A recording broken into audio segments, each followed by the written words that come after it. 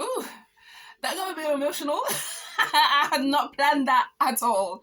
So yeah, sorry about that. I just remember that period as a horrible period because as long as the doctor doesn't put a name to it, it feels like you're making it up in your mind.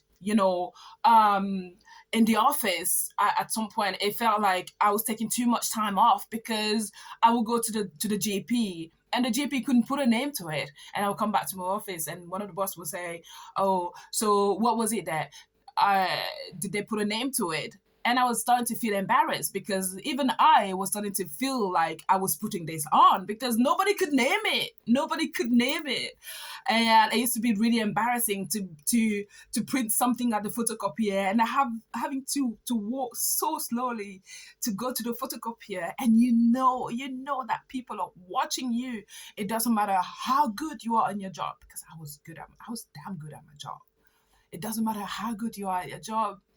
Once you start having a defect, like, people don't believe in you anymore, people lose trust in you, and you're having to battle with trying to keep up appearances. So I used to not even being able to kind of function properly in the office because I was always like trying to be aware of who was watching me. So I was double tired for holding it up because I was in pain, but I couldn't shout agony. And sometimes I used to go and lock myself in the toilet at work, and so I can have a good cry and wipe it up and come back to my desk. And I used to do a lot of overtime because when you're in pain, I was so focused at times at trying to not look in pain that I was slowing down at my work. So I used to do a lot of overtime.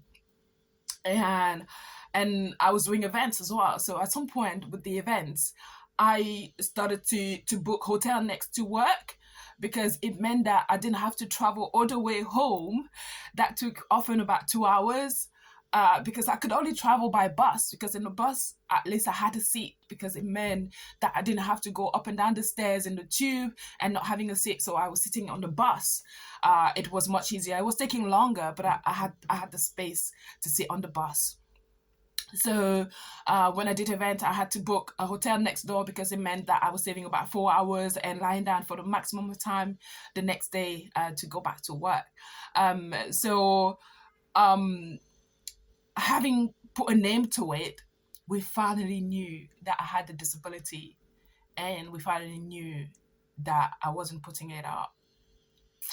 And there started a journey with medication where I could fully accept what was going on in my body, because up to there, I couldn't accept that something was going on with my body because it felt like I was putting it up.